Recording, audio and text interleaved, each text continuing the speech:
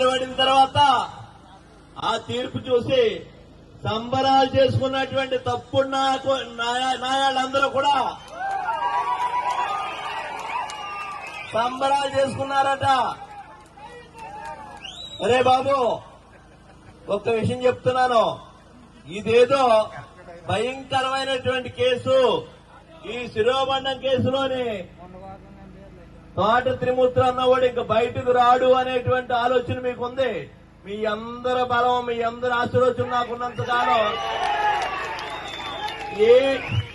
ఏ కటకటాలో కూడా నన్ను ఆపలేరు, ఎవరు కూడా ఆపలేరు. మీ నుంచి నన్ను దూరం చేయలేరు ఎవరని. తీర్పు వెలువడినటువంటి ఒక 2 గంటల్లో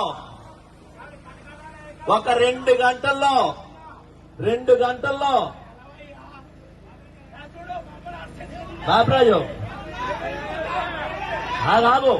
ఆగు. తీర్పు వెలువడినటువంటి 2 గంటల్లో మళ్ళీ మీ అందరి ప్రేమతోటి, మీ అందరి అభిమానంతో బెయిల్ మీద బయటికి రావడం జరిగింది.